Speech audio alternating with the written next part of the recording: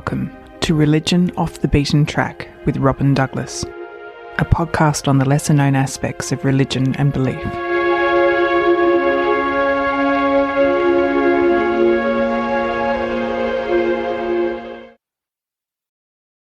Hello, and welcome to another episode of Religion Off the Beaten Track.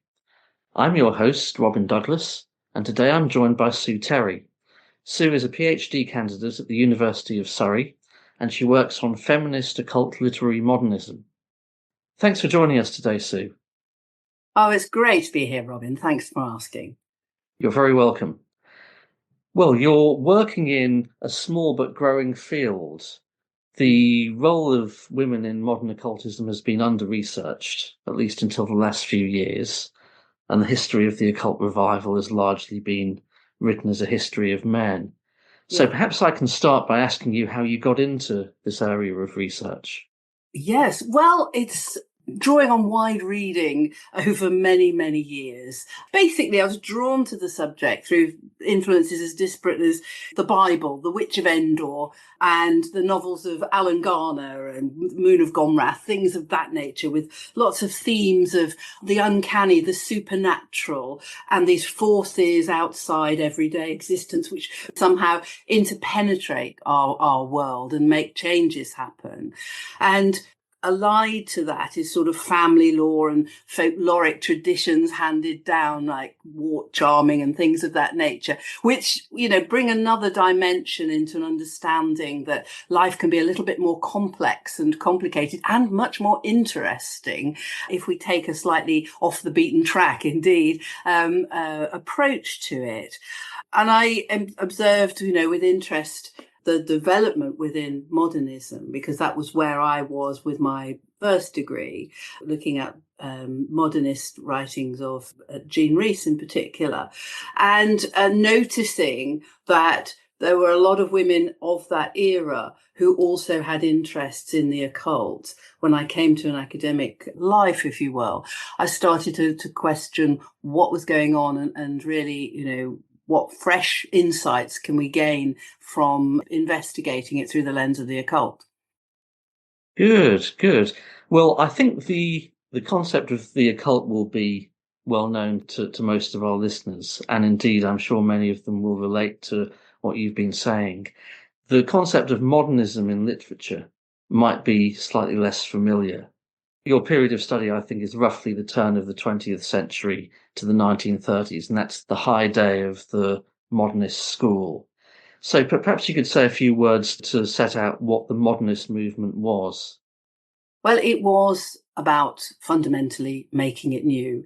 It was both, as I see it, sort of about time in two different ways. One as the kind of end stop to the Victorian traditions, and also to look at the nature of time and the nature of what is the nature of reality, and interrogating the world and our experiences with this frame of recreation, reframing, and making it new, as is the kind of the main phrase that is always associated with modernism. So it's about looking at things in fresh ways. How do we navigate what Florence Farr, one of my women that I'm studying, in fact, looked on as the new women's century, where women were going to be very much in the forefront of making these changes happen, getting rid of the old and the moribund and the sort of hidebound, and recreating and revivifying society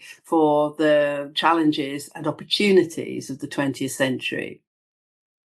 Okay. And I think I'm right in saying that specifically the element of novelty that you focused on in your research is the critique of the traditional family and the way that occultism was used for that purpose.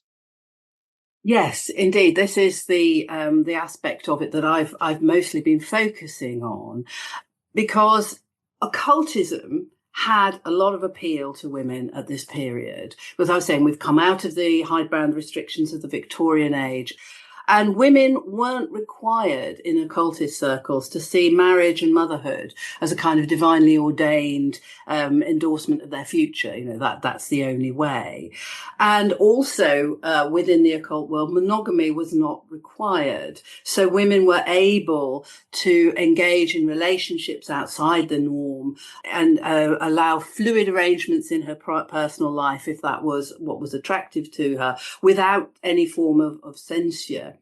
And part of my initial inquiry around the critique of the family was specifically that I noticed that a group of women writers whom I brought together all had an interest in the occult in some form or another. And whether they were practitioners or they were greatly interested and drawn to the occult world or witchcraft and the thought processes and notions of occultism. And I also noticed that each of them themselves were criticising marriage and were really engaged in an ongoing process of inquiry as to how life could be and how women could establish their own independence and empower themselves through adopting of different kind of occult practices. They were looking at exploring ways in which families were formed and ways in which families were not offering good life outcomes for women, and the repressive nature of the family, and looking at what is the best form of structure in this new age, this new society, this new world that we're creating. How can we do it? And what does occultism bring to women? Independence of thought and action, agency, the ability to be seen in their own right. They don't have to be subservient to men. They don't have to create a family along traditional means. They can indeed opt not to have a family at all. They're looking at society as well from a kind of almost an outside perspective through the lens of occultism.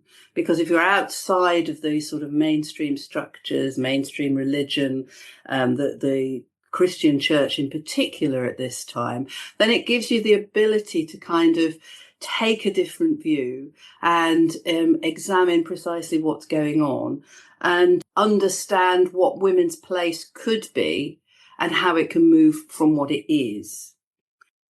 Okay. And perhaps we can look in turn at each of the authors that you consider in your research. The first one is Florence Farr, whom you've mentioned, and she's known to historians of occultism as a member of the Golden Dawn. Yes. But she was also a novelist, and she wrote The Dancing Faun, Yes. which was published in 1893, which is often dismissed as a bit of a joke, but you've uncovered layers of meaning in this book, including seeing the book as being itself a vehicle of initiation, much as the Golden Dawn was. Yes, indeed. She was, Florence Farr, a practitioner of magic in Golden Dawn, as you say, but she was also a social reformer. And she had the advantage of putting her prescription for social reform and women's rights together in a form of essays, which later were collected in a book called Modern Woman, Her Intentions, published in 1910. But all of what she is talking about in those essays, her critique of establishment marriage, the way in which it's repressive on women and the way women's needs are not met, they underlie all of her other work. You've really got a woman here who embodies both the intermarriage, really, of occult thought, dramatic presentation in her work as an actress and dramatist, and as a writer. What Farr was mostly arguing is that from her perspective, matrimony was regarded in benefit for men as a business arrangement, and everything flowed from that. It was a partnership in which the men paid the bills but expected all the home comforts to be provided by the wife. And all that the woman could bring to this was her own power and sort of beauty and enchantment. And she saw that by becoming involved with occultism and the empowering nature of the practice that she herself experienced would allow them to develop what she called an inner fortress of power and control, against which any sort of manipulative forces or people trying to persuade or to coerce her, this inner fortress would protect her. She talks about marriage as a degrading bargain. And so she wants the women to be empowered to achieve their own selfhood. Okay. And these are themes that are played out in The Dancing Faun, even though it's been dismissed in the past by critics as a joke. Yes, the novel A Dancing Faun has indeed been dismissed as a joke. We go back to some of the first critics, Josephine Johnson in 1975.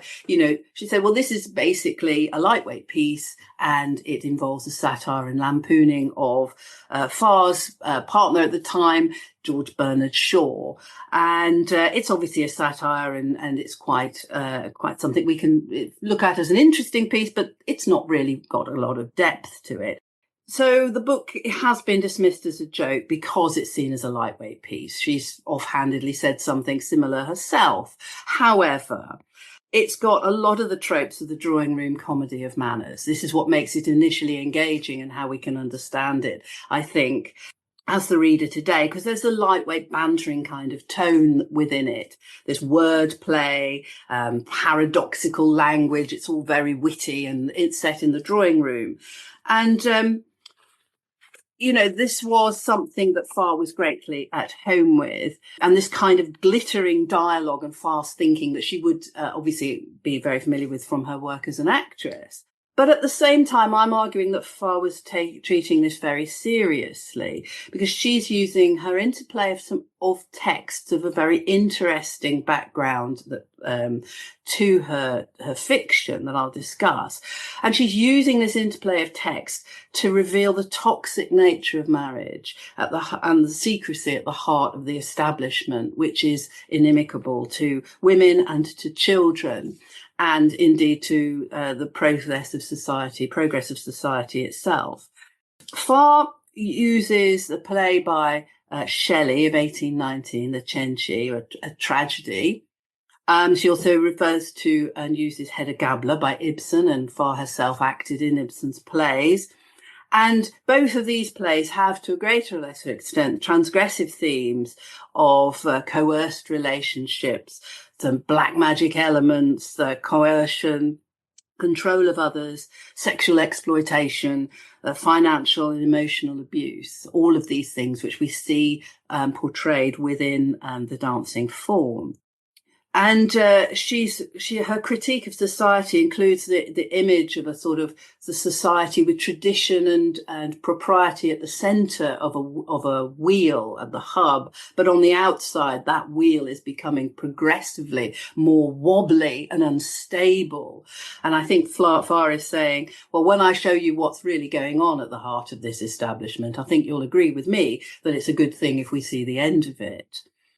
So she's interweaving these texts and also some of her own occult writings into the form of the witty drawing room comedy that is the heart of The Dancing Faun. But she's bringing these elements together in a form of conversation so that she will create what I'm saying acts in part as a novel of initiation for women to draw their own power from. She was absolutely a magician from top to bottom, I think we can say. And she rose to be the most senior adept in the Golden Dawn system at the time. She wanted to know, she wanted to find out, she wanted to create, and she wanted to experience it and to share. In fact, she wanted to make it new. She wanted to bring all of this together in a new way, which very much connects with that modernist sensibility. Indeed. It's absolutely fascinating, and I'm sure we could spend a lot more time on this, on Florence Farr and her outlook and her writing. Perhaps at this point, though, we could move on to the second figure who you've written about, who brings a slightly different perspective. She was coming not from the Golden Dawn, but from the Grail mythos. This is Mary Butts, who I believe was an associate of Aleister Crowley. And her use of the Grail mythos was rather like Farr to question heterosexual marriage, wasn't it? Yes, in her novel Armed with Madness, that is one of the main themes. At this time, she's left her association with Aleister Crowley. She was always someone of interest and involvement with the occult in many different ways. From a teenager, when she experienced some initiatory experience on Badbury Rings Hill Fort in Dorset, where she felt this power from outside herself draw down, which basically set the framework for the rest of her life. She was introduced to Aleister Crowley by Nina Hamlet at the time when she herself was already fairly well advanced in her occult training. She'd worked with people like Peter Warlock and other magicians of the early 20th century. So she really knew a thing or two at the time. So it was around about sort of the 1920-ish that Nina Hamlet introduced her to Crowley.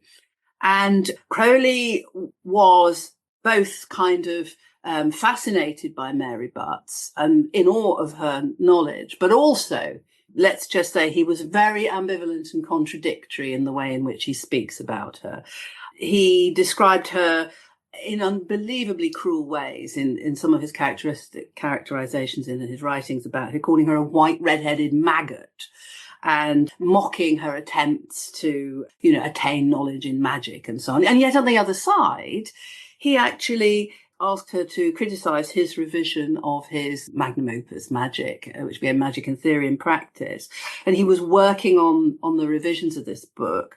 And he asked her to criticize it. And she actually undertook an element of editing, suggesting to him more and more subjects that he really ought to add in order to clarify what he was proposing and how he was sharing his magical system. But in the introduction to the published edition, he thanks her for this because, as he said, without her, I wouldn't have considered putting in all these additional essays and papers. So I think that we can say that Mary Butts was at least as knowledgeable in magic as Aleister Crowley at this point. She went to Sicily and he invited her to join the Abbey of Thelema. And, well, she says, well, Aleister, he's not the be all and end all. He's just a way. He's another route. He's not absolutely it. She wasn't overawed by him. She's very, very clear about this. She wasn't kind of overly impressed. So she goes to Sicily and she's really quite astonished at what she finds. Without going into too much detail of this sort of magical commune that she discovers on the premises there. In her diaries, she mentions, he really could have made this place the University of the Arts, but he didn't want to do that. And really what she's saying is, goodness me, Aleister, the first thing you should do is put in some plumbing and the odd toilet. Because she comments about the physical conditions of the place, shall we say, about them being so filthy. And she also, and this is what's more important, I think, and it shows her interaction and her thinking about women's place in magic and women using magic for their own empowerment. She talks about Crowley's own toxic behaviour, which she interpreted as coercive behaviour towards his women followers. She also didn't approve in any way of some of the more overt sexual activity that she saw being enacted when there were children around and so on. So she's critical of the way in which the Abbey of Thelema was being run, but she appreciated Crowley's work, and she says, do what thou wilt. Well, that's all right, she says. That's good. There's so much about it that is great that I can adopt because it's this new religion, this new philosophy, this new way of interacting and getting spiritual power through his magic. But then she says, the rest of it, she says, no, I'd rather be the writer I know I can be than the highest adept or magician of any system at all. So she puts it to one side.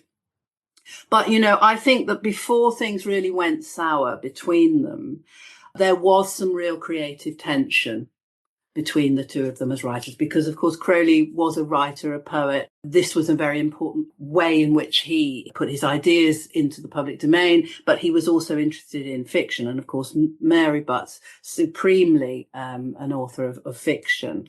And within the Armed with Madness, I see that Mary brings together some of the work of both of them in a very interesting, creative way. And there are some very interesting interplays between her presentation of the Grail and Crowley's description of the tools of the magician in his own work. This is Armed with Madness, her novel. Yes, her novel. She's using the Arthurian legend. She's using the Matter of Britain, this preeminent British myth of heroic leadership, spiritual expression and magic that Mary Butts herself says that she puts next to the great traditions of the world, like the Aeneid and all the great mythic traditions. And for her, she said, the one most fascinating and important aspects of all of the Arthurian legends is the Grail itself. And so she uses this image in her novel. It's at the heart of the novel. It's an object that's discovered in a well on a country estate in Dorset by a group of young people who are all thrown together in the aftermath of the First World War, when they're trying to find new ways of living, and they're living themselves in a kind of artistic commune, but one that does have plumbing, which is a good thing. So one of the themes the ways in which Crowley describes his Grail is the vessel of blood and intoxication. And Butts kind of uses this imagery within her own work as a kind of transformational protean object that is her Grail.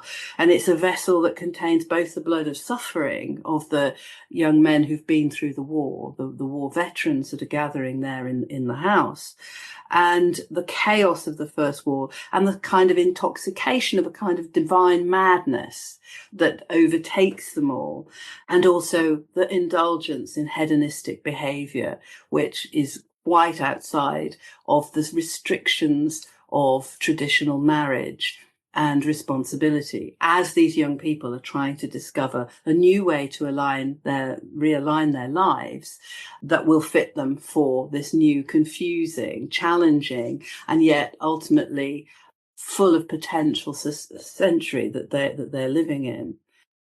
So Butts' setting of the book, this rediscovered jade object, is really quite protean. It keeps changing. At one moment it's described as being made of starlight, and another moment it's being talked of as a green glass cup, and another moment it's talked about as a dish, and another moment it's talked about in a different shape. So we can't really quite see what's going on. And it's discovered in a well, and it's hooked out by a spear. So we have this sort of imagery of the spear and the cup, which is both an image of sort of sexuality, but also kind of a bit of utility, as they're heading this thing out of the well with the only thing that's to hand. And through the use of this cup, it has both ways of acting in a positive transformation way on those who accept its effect. But also Butts uses the Grail as an image to criticise marriage, particularly in the case of Lydia, who is the young woman who is really part of this group of friends, but who has become exiled to a life in London as she has taken up a rather bad marriage on the rebound after her intentions to form a marriage with one of the group, the Clarence, came to nothing. And in the use of the Grail imagery in London, Lydia has another bowl, only instead of being a glass green jade bowl with this really interesting spiritual angle to it, Lydia's bowl is flint-coloured glass. It's almost like a photographic negative of the other Grail.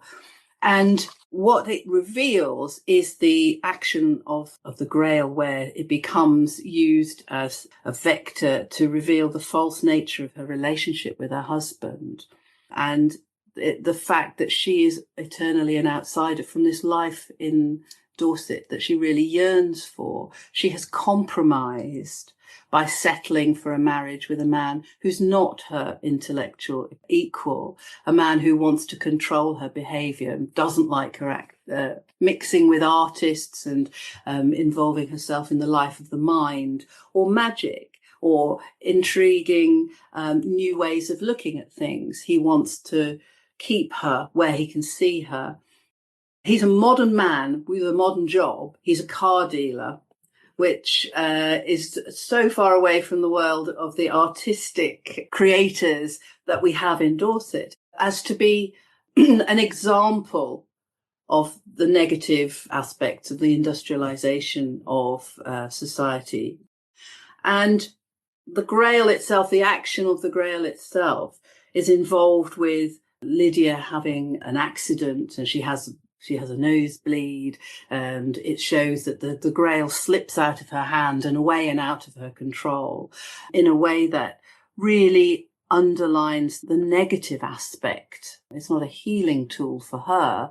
It is actually something that leads her to realize that her life is actually pretty difficult and pretty not so much pointless, but she has willingly entered into a life which is only ever going to be difficult and full of repression because she's opted for the easy conventional way out in marriage. So Butts is saying here that conventional marriage for women can be a very restrictive state of affairs. It's not held up as, the way that we should really be living. It's not the model of relationships for the 20th century in the way that at Gold House, the artistic commune is experimenting more with fluidity of relationships between men, between Scylla and several of the lovers that she's had over the years. And the whole interaction is on a different level.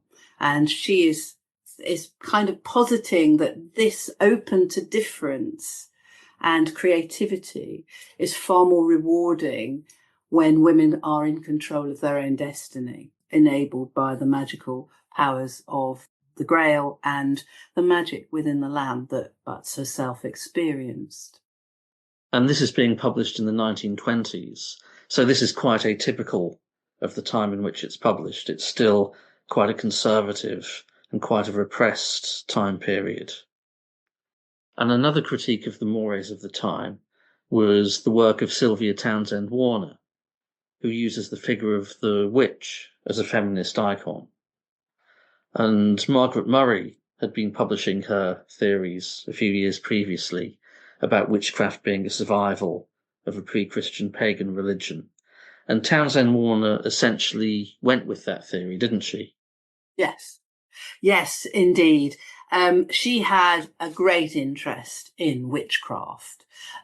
Sylvia Townsend Warner wasn't herself a witch, as far as we know, but she had a great intuitive grasp of the power of the witch as a liberating and uplifting feminist icon, as we say, but a powerful transformative image for women. And she gained this knowledge. Interestingly, she herself was doing research around the same types of material as Margaret Murray had done, because Sylvia Townsend Warner was reading accounts of the Scottish witch trials and reading and becoming absorbed by those stories and accounts of the women who suffered in that period. And she was so impressed by the fact that women were saying that any torment was worth bearing for the relief from their hard lives that being a witch gave them. And it was this sense that you can suffer anything so long as the uplift and away from this hard life is worth it. That spark of glorious Luciferian light that would come down on them was worth it. So yes, she was researching and drawn to this figure of the witch.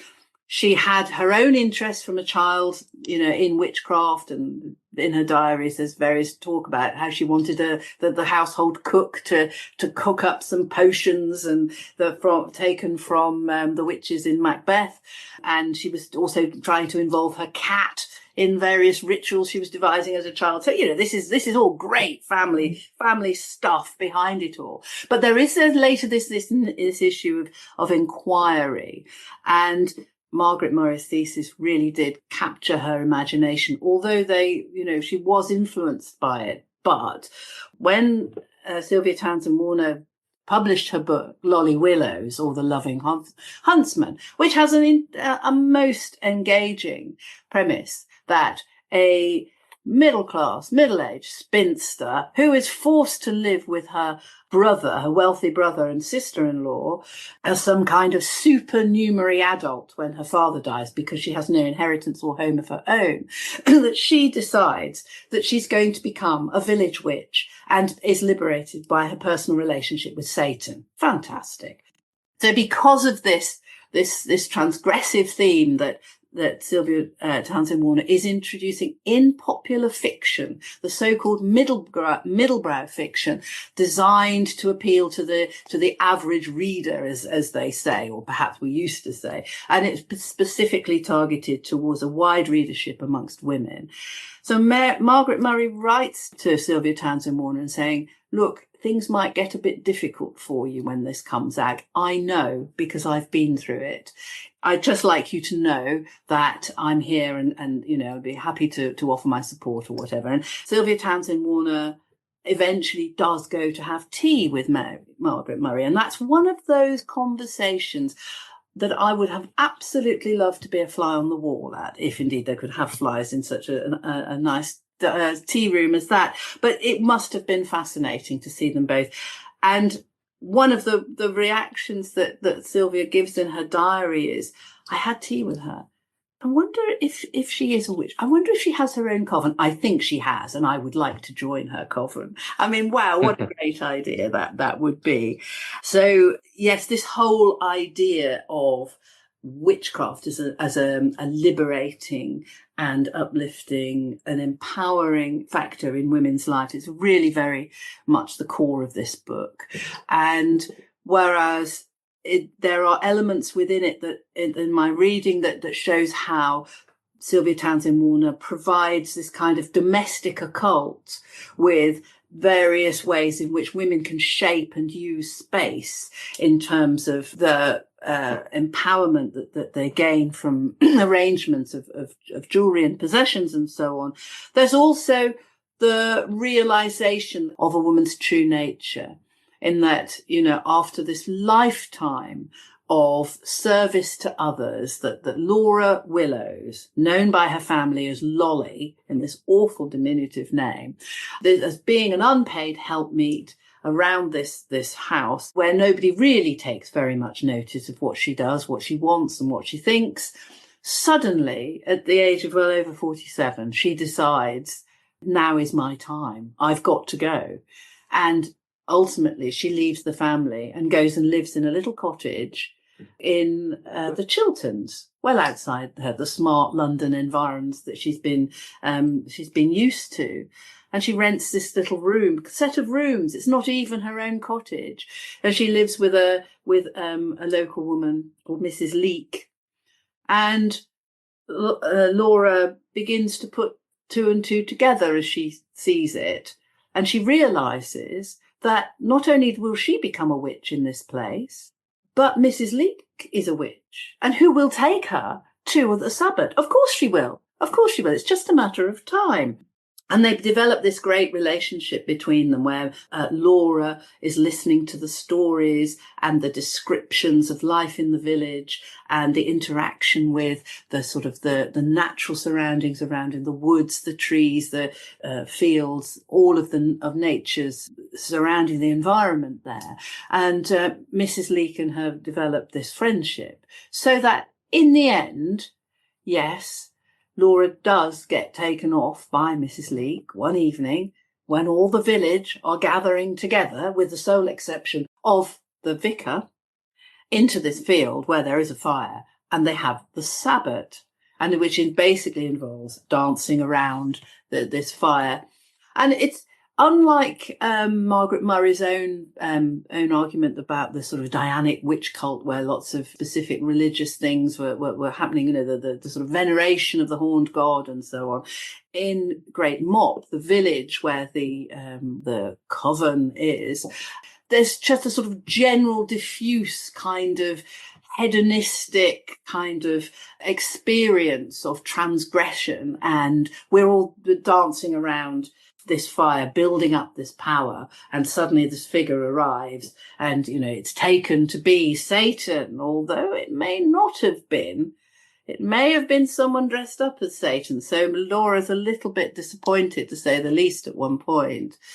But after a series of other events, Laura does have a relationship. She meets Satan in the garden and in the fields, and he basically says, well, I'm always here for you. You know, I'm the one, I care. And it's the first time in all of her life that Laura finds that she has got a listener, a man or a male figure who will actually listen to what she says and respects her opinion, and more importantly, laughs at her jokes in the way that no other man has ever done in her life. She's always been taken for granted so much. And we begin to see here that Townsend Warner is suggesting that, you know, this is a way for men and women to behave together: equality, respect, mutual understanding, and time for each other. Whether you go on to marry, or whether, as is the possibility, maybe, that Laura may follow up, that an incipient awareness of her own lesbianism, because of the interaction she has with a young girl called Emily, and she dances with at the fire, the Sabbat. These new possibilities start to be shown both to Laura and to ourselves as the readers as ways that in this new age of the 20th century, possibly, and that there are better ways in which we can use sort of occultism, but we can use other means to reach a better understanding of the relationships between the sexes, and how we're going to reform relationships and families for the future. Yeah, it's really absorbing stuff. And again, I'm sure we could go a lot further into it. As time's pressing, though, perhaps as our final subject, we could shift focus to the last of the authors who you've written on. And this is a bit of a surprise, because the author is P.L. Travers, who wrote the Mary Poppins books. Now, those of us who've encountered Mary Poppins, particularly through the famous film, probably won't think of her as an occult figure. But in fact, P.L. Travers was an occultist. She was into theosophy. And you've suggested that the figure of Mary Poppins is influenced by the Hindu goddess Kali. Indeed. Yes, well, this is something that really isn't hugely known. But yes, Mary Poppins, but P.L. Travers was a theosophist, most definitely. And in fact, she later became a follower of Gurdjieff and became part of his sort of inner circle, if you will. She was very involved with all that. But, you know, even one of P.L. Travers's biographers has in the past almost dismissed this whole aspect of P.L. Travers's life by talking about it as actually using the words such as, it is all very weird, and talking of Helena Blavatsky and, quote, a sort of sinister bad fairy. I mean, this is kind of putting all of what was a really big important part of P.L. Travers's life and influence of her thought, really, at this furthest remove. Yes, the first film I ever saw was Mary Poppins at the age of 4 when it first came out. So I've always loved this.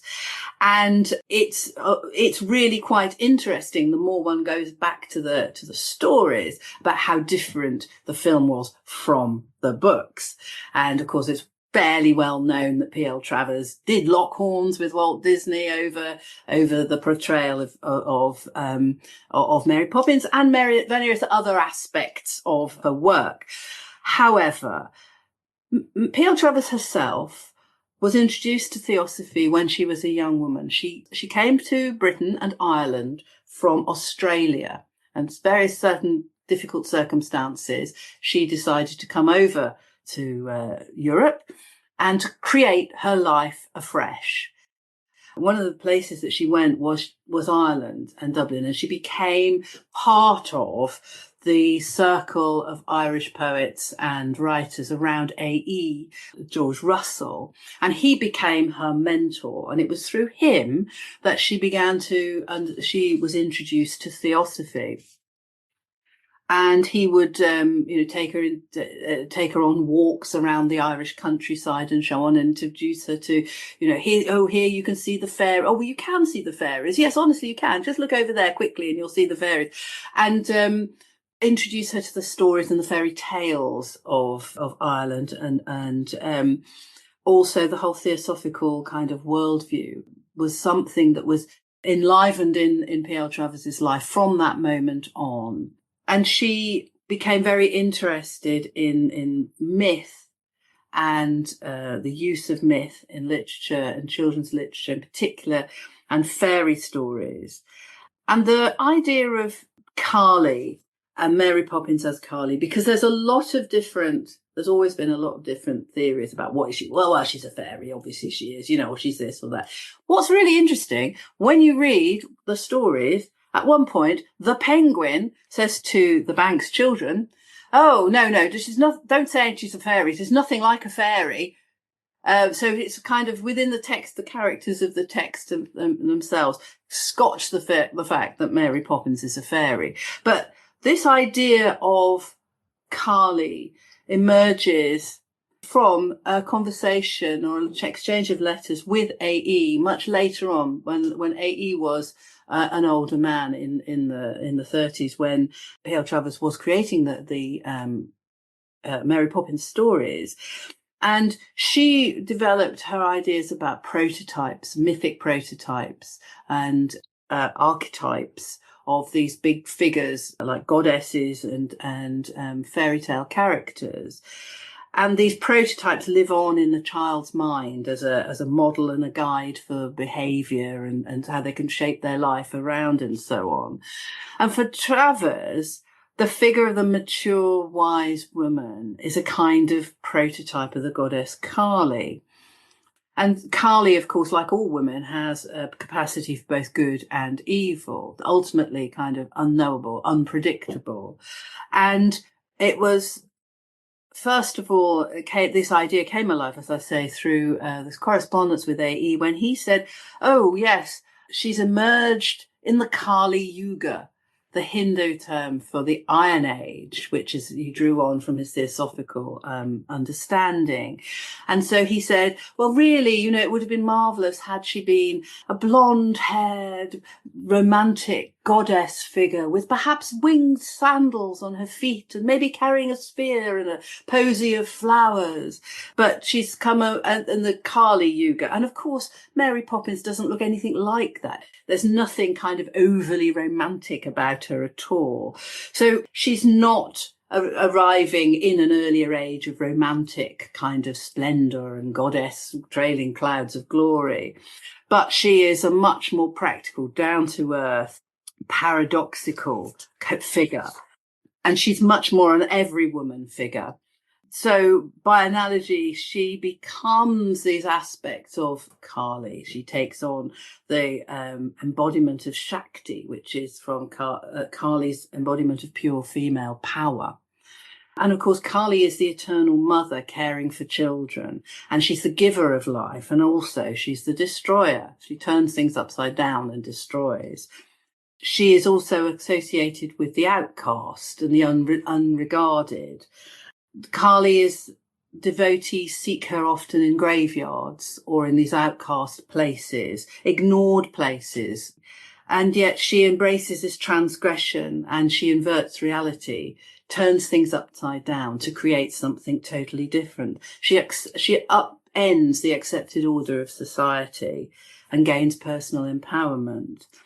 And this kind of Kali in literary terms shares the same kind of agency as Travers puts together from the fairy tale Wicked Fairy from the Sleeping Beauty, the one who gives the gift of death, which of course is what Kali would bring, because we have to go through the portal of death in order to be reborn on one level, or to be reconstructed. And of course, as humans, we all have to come to terms with that. That's where ultimately we're all going, which is a bit grim. But we have to face our fears, and we know it. And Mary Poppins does help the children to face their fears by some of the shocking and surprising and challenging scenarios that she introduces them to. But from Mary Poppins' point of view, this Shakti Kali prototype actively engages modern women in this process of transformation and power. Travers, explicitly says that women who are unafraid to act, to do things, despite being regarded by society as the other, or as fearful characters and, strange outcast beings, they manifest change through outraging establishment's sense of propriety.